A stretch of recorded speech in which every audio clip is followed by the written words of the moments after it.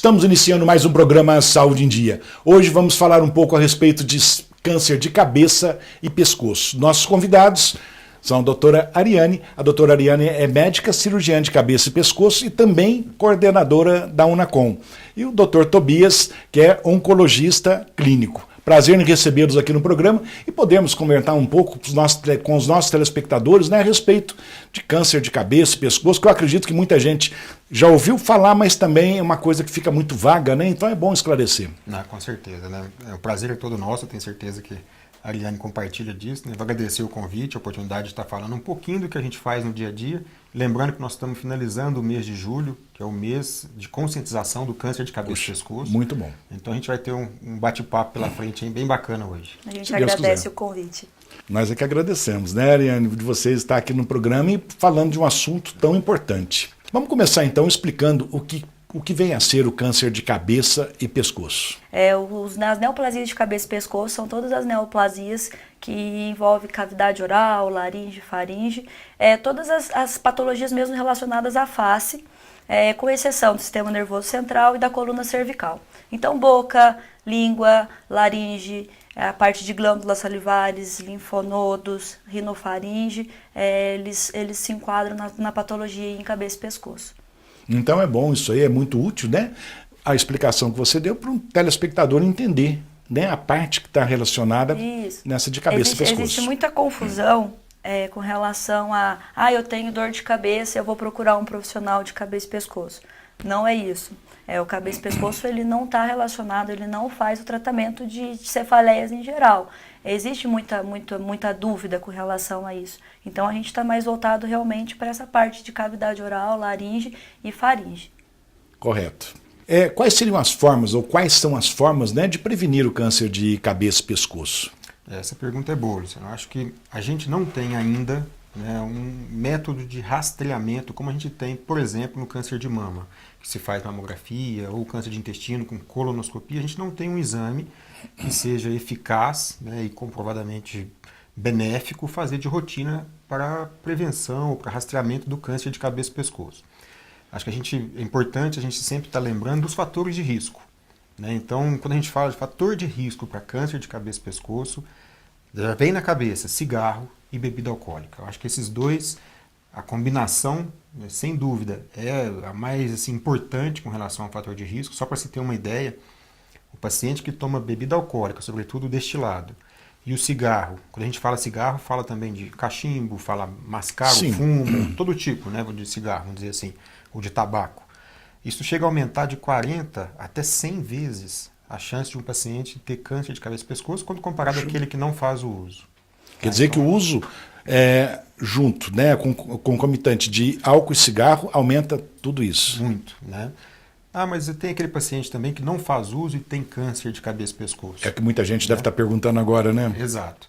A gente tem outros fatores de risco também, né? A gente tem, por exemplo, o do HPV, que é um vírus, o papilomavírus, que está relacionado a câncer de colo de útero. A gente já ouviu diversos trabalhos, inclusive hoje tem vacinação. Tem vacinação, recomendação de vacinação para diminuir a chance de câncer de colo de útero. E o HPV também está relacionado a pacientes, principalmente pacientes jovens, né, com câncer de cabeça e pescoço. Tá? Um outro tipo também, um outro vírus que está associado é o vírus do Epstein-Barr. É um vírus que está relacionado na etiologia, como fator de risco, para um câncer de rinofaringe, que faz parte do grupo de tumores de cabeça e pescoço também. Tá? Certo. Um outro fator de risco, Ariane, se lembrar de mais algum, pode interromper a hora que quiser, tá, Ariane? Mas seria drogas imunossupressoras. Pacientes, às vezes, que faz transplante. Certo. Precisa tomar algum medicamento que é imunossupressor, isso vai cair a imunidade dele, vai diminuir a imunidade do paciente e predispõe a ter câncer de cabeça e pescoço também. Existem outros fatores menos importantes, é claro, no desenvolvimento da doença, mas eu acho que é um dado importante para a gente se fale, é o trauma provocado por prótese dentária.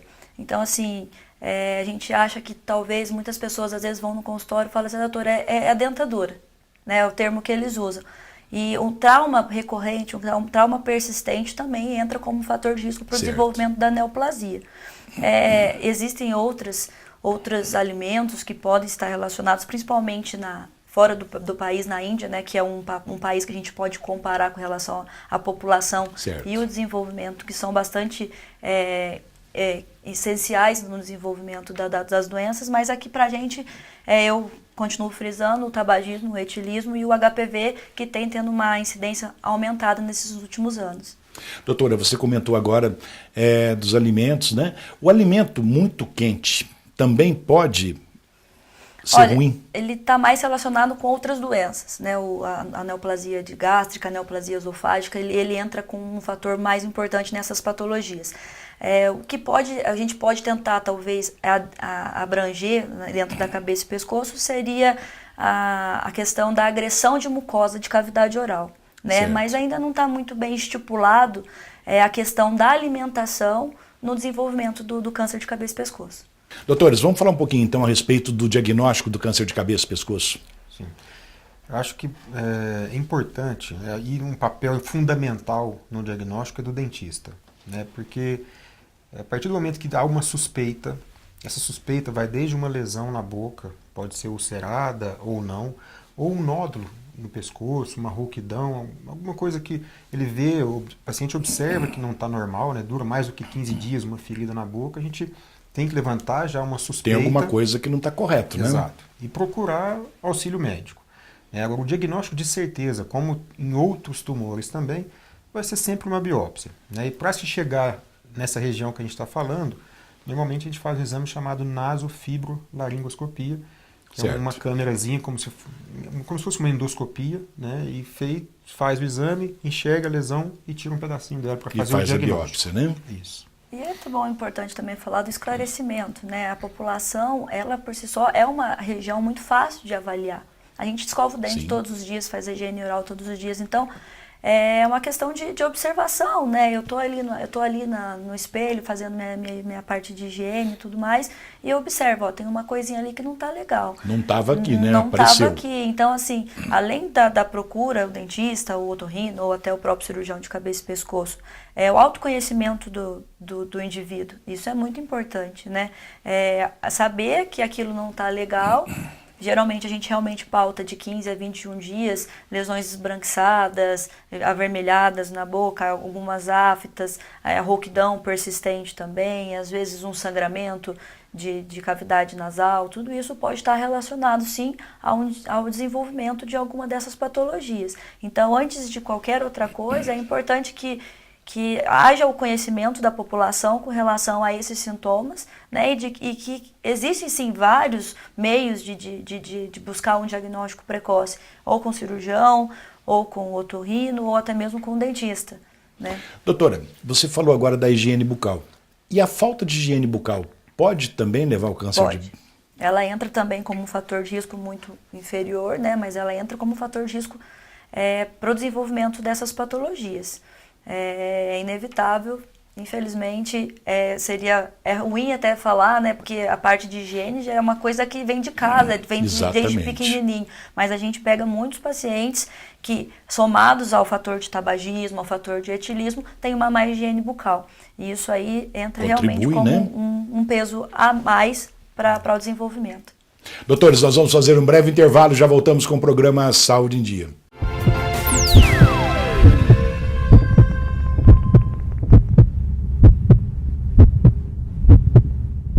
Voltamos com o programa Saúde em Dia. E hoje falando um pouco a respeito de câncer de cabeça e pescoço.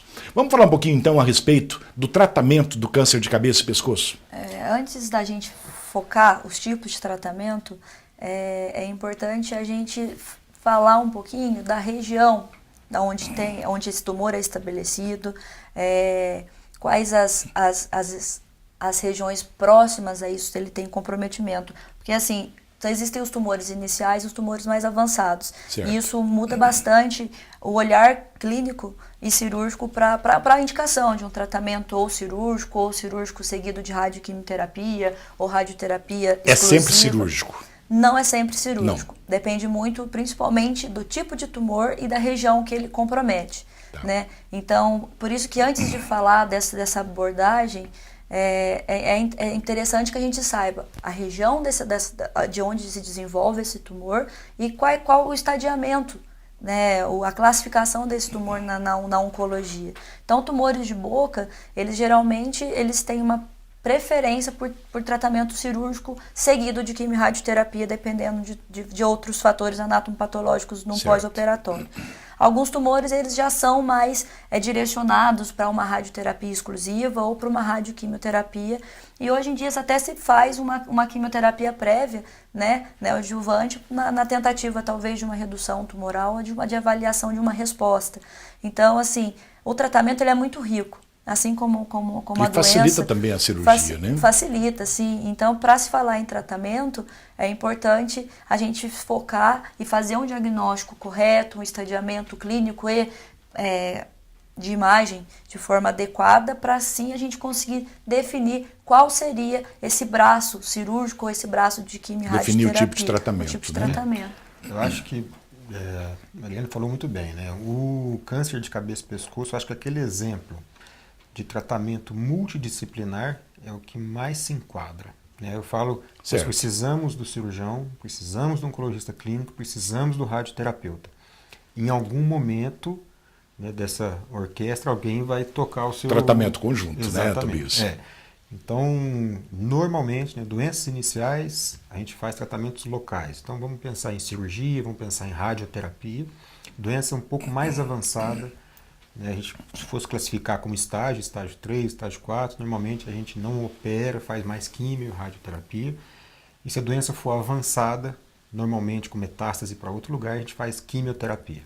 Quando eu falo quimioterapia, eu falo tratamento sistêmico ou medicamentoso. É bom a gente frisar isso, porque estão chegando medicamentos novos, como imunoterápicos, terapias-alvos, que são sistêmicos, que não foge um pouquinho daquela quimioterapia tradicional. Tradicional, né, que todo mundo conhece. Exato. E em cabeça e pescoço, falando em tratamento também, não é só o fator de início de tratamento, mas o segmento também. Então, falando em multidisciplinaridade, entra também a fonoterapia, a fisioterapia, a nutrição, como um suporte muito importante nesse tratamento do paciente em cabeça e pescoço. Todo mundo contribui. Todo mundo contribui. Né? Fala uma coisa, um paciente, por exemplo, com um tumor positivo para HPV, tem como saber como que ele foi infectado? Acredita-se, né, o que a gente tem como base em literatura seria o principal fator, assim mesmo como um colo de útero, seria o sexo não protegido. Não protegido, né? Isso ele entra realmente como o principal fator de desenvolvimento e é isso mesmo que nos fala. São uma população mais jovem, igual o Tobias já falou, uma população com uma classe social um pouco mais elevada e geralmente com mais de um parceiro. Certo. Olha que interessante, né? A gente tem um dado de país subdesenvolvido, brasileiro, um país em desenvolvimento, né? Onde a gente tem a ligação tabaco-álcool como sendo nossos principais fatores de risco. Nos Estados Unidos, 2/3 dos casos lá são ligados ao HPV. Existe uma inversão em estatística, principalmente no câncer de orofaringe. Que coisa! A gente já observa essa inversão. E aqui no Brasil a gente está tendo uma progressão nesse diagnóstico e desenvolvimento, mas a gente ainda tem o tabaco e o etilismo como 97% dos casos aí. Inclusive, vocês acabaram de dizer, quer dizer que a exposição ao HPV aumenta então muito, né, o risco de câncer de cabeça e pescoço. Aumenta. Doutores, a vacina, ela é útil para proteger a pessoa, né, o paciente do câncer de cabeça e pescoço? Essa é a pergunta, vamos dizer, a pergunta do momento, né? A gente ouve essas perguntas quase que diariamente, né? Porque recentemente nós tivemos aí a introdução da vacina para HPV em adolescentes para prevenir câncer de colo uterino. Exatamente, saiu a princípio, né? Sempre comentou colo de útero, né? Exato, E com evidências fortes, inclusive, que diminui a neoplasia, né? Mas para cabeça e pescoço, a gente ainda não tem essa mesma evidência. A gente não tem, é muito controverso. A gente faz um extrapolamento, né? A gente fala assim, olha, teve um estudo em câncer de colo, será que a gente vai ter essa diminuição também em câncer de cabeça e pescoço? A verdade é que a gente não sabe. Certo. Tá? Então é controverso. Se você me perguntasse, vai diminuir? Não sabemos. Provavelmente sim. Né? Mas... Ou seja, pelo sim, pelo não, né? Aquele a que desejar. perspectiva é que haja sim, e lógico, lá na frente, de uma forma prospectiva, agora está muito Que recente. ajude muito, até né? mesmo que a gente tem muito poucos casos aqui, pelo menos na região, com relação ao paciente HPV positivo. Então a gente tem um número muito restrito. Eu acredito que lá na frente, de uma forma de prospectiva, falando, Certo. tenda assim a ter, lógico, um diagnóstico mais prevalente, eu acredito, mas também, mais na frente um pouquinho, esse efeito da vacina, eu acredito que vai interferir de forma positiva para o câncer de cabeça e pescoço também. Inclusive, o índice é muito grande, né, de pessoas infectadas pelo HPV. Né? Teve uma estatística, eu não sei se é correto, vocês vão me corrigir, que 80% das pessoas em atividade sexual já tiveram contato ou têm HPV. É muito, né? É muito, né? Eu acho que um dado que me preocupa muito, né, acho que a classe médica que trabalha com oncologia, é a quantidade de pacientes que chegam com doença avançada ainda para a gente.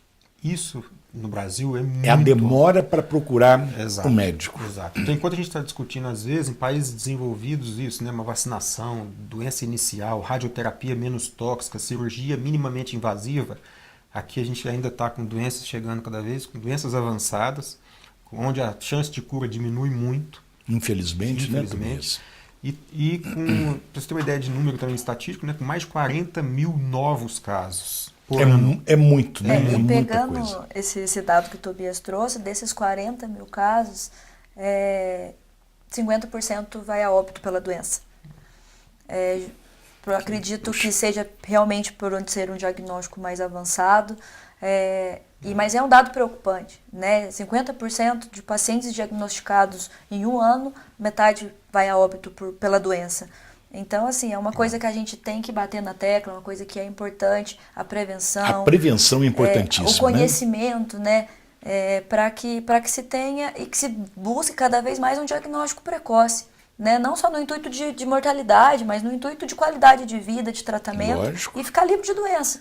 Né? É o que eu sempre comento com meus pacientes, né? É preferível pecar por excesso do que por falta. Tem dúvida? Procura especialista, vai ver. E não chega a ser excesso, né, Luciano? Porque se a gente vê o custo que um paciente no estágio inicial ele traz para o serviço público de saúde, ele é muito inferior ao paciente com um estágio mais avançado. Um tratamento além mais agressivo, de agregar cirurgia, radioquimioterapia, a queda de qualidade de vida por talvez uma cirurgia mais mutilante, que seja, e o segmento desse paciente. Então, assim, não é nenhuma questão, é custo. Exatamente. O Prosistema é um custo que, se a gente conseguir avaliar, é importantíssimo esse diagnóstico precoce. Vamos fazer prevenção, né? Nós vamos fazer um breve intervalo, já voltamos com o programa Saúde em Dia.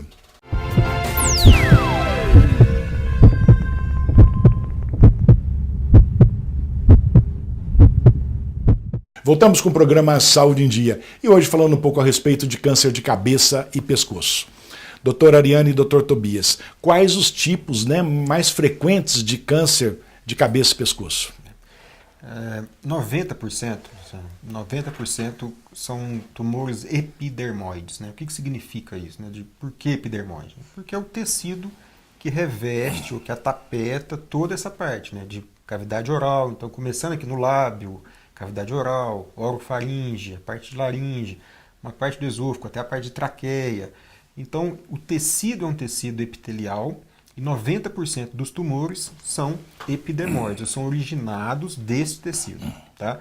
Uma menor parte, também a gente lembra que, como a Ariane disse no começo, a gente tem glândula nessa região. Então, a gente também tem os tumores adenocístico, adenocarcinoma, que são de origem glandular. Certo. Tá? São mais raros, até sarcomas, linfomas dessa região, aí entra mesmo na raridade da raridade. Mas 90% é o tumor epidermoide. Certo. E, vamos lá, sexo masculino ou sexo feminino que é mais acometido? Sexo masculino, hoje como incidência, ele já entra como o quinto tumor mais prevalente no homem, quando avaliado na aplasia de boca, em cavidade oral. É uma proporção de 3:1. Para a gente avaliar o sexo masculino, talvez pelos hábitos mesmo, né, de tabagismo e etilismo, o homem acaba entrando como um fator mais prevalente. E há uma predisposição genética para o aparecimento desses tumores? A gente ainda não tem um marcador específico para se definir. Eu acredito que no mais importante no desenvolvimento realmente seja mais um hábito de vida, na parte ambiental, e do que qualquer coisa relacionada à questão genética. Aí, entrando um pouquinho no tema, que não é o foco, mas em genética, para a gente falar, eu acredito que só a neoplasia de carcinoma medular, né, em tireoide, que a gente pode estar atribuindo a parte genética como uma coisa realmente válida em cabeça e pescoço. Do restante é hábito de vida mesmo. Um caroço que apareceu no pescoço de alguém, isso significa que já é câncer? Ótima pergunta, né? Porque também, onde assim, é muito frequente no nosso dia a dia, qualquer nódulo, o paciente fica muito preocupado, fica com medo, né? Acho que a mensagem é, o nódulo que não melhora com mais de 1 centímetro, que não melhora dentro de 30 dias, a recomendação é que se investigue, tá? Lembrando que na grande maioria das vezes são benignos. Notícia boa, né, para os nossos telespectadores, né? Acho que é muito importante isso, né? A minoria são tumores. Se a gente pensar em tumores do corpo inteiro, o câncer de cabeça e pescoço, ele está em torno de 3%, 4%. Então não é tão frequente. Tão assim. Alarmante, né? Exato. E a gente tem ainda os liderandos aí, câncer de mama, câncer de próstata, câncer de pele, né? Mas a grande maioria dos nódulos são benignos, passou 30 dias, merece investigação. Doutores, vamos falar um pouquinho a respeito de mitos e verdades. O câncer, ele apresenta dores imediatas? Essa é uma pergunta interessante também, né? Nem sempre, tá? Na grande maioria das vezes, os nódulos, como a gente estava falando na pergunta anterior, eles são indolores. Consultar sempre com o mesmo especialista ajuda no diagnóstico precoce? Ajuda pelo conhecimento, né? Pela vivência que tem, pelo médico ele saber os hábitos do paciente, as morbidades do paciente. Então, assim, e existe também aquela questão de confiança, né? Às vezes o paciente vê uma feridinha, não vou falar para aquele médico, eu nunca fui e vou falar que estou com uma feridinha na boca. Se você tem uma relação legal com o seu médico, você vai ter uma... Facilita muito, né? O uso excessivo, né, o consumo excessivo da carne vermelha pode acarretar o câncer de cabeça e pescoço? A gente não tem uma relação forte da carne vermelha com câncer de cabeça e pescoço, né? A gente tem relação com tumores epidermoides mais relacionados com defumados, né? Então, os alimentos defumados, que são até muito comuns na parte do Oriente, né? A gente fala que tem um cinturão no Oriente, uma faixa do Oriente, que os pacientes têm mais tumores de cabeça e pescoço e esôfago relacionado aos embutidos e aos alimentos defumados. Uma alimentação rica em verduras e frutas pode ajudar, pode ser benéfico para evitar o câncer de cabeça e pescoço? No câncer de cabeça e pescoço, a gente não tem uma relação forte desses hábitos, né? Eu falo que é sempre bom manter hábitos saudáveis por conta, né, de doenças cardiovasculares e outros tumores que andam muito atrelados com hábitos alimentares, como próstata, intestino, câncer de mama, mas no câncer de cabeça e pescoço especificamente, a gente não tem essa relação bem definida ainda. Doutores, eu gostaria que antes de encerrarmos o programa, vocês pudessem deixar uma mensagem, né, para os nossos telespectadores. Eu volto a falar com relação ao diagnóstico precoce. É importante que o paciente tenha dúvidas, né, que se autoexamine e que procure com 15 a 21 dias aí, qualquer alteração que não esteja achando uma coisa normal, que vá até um profissional, que seja um médico de unidade básica, que seja o dentista, para que se tenha esse direcionamento, né? Mas que procure, não se permita, porque é uma questão de sofrimento, né? Lógico. Eu acho que a mensagem seria de fator de risco. A gente está falando do tabaco e da bebida alcoólica, né? Acho que de cara é um câncer evitável. Né? Ou vamos evitar, grande chance de evitar, então diminuir bebida alcoólica, parar com cigarro, né? Hábito mais saudável. Algumas coisas são inevitáveis. No câncer de cabeça e pescoço a gente tem a opção de evitar. Então está nas nossas mãos, é uma escolha nossa. Cabe a nós decidirmos, cabe né? a gente fazer a decisão correta. Dr. Tobias, doutora Ariane, muito obrigado pela presença. Chegamos então ao final de mais um programa Saúde em Dia. Fiquem com Deus e até a próxima semana.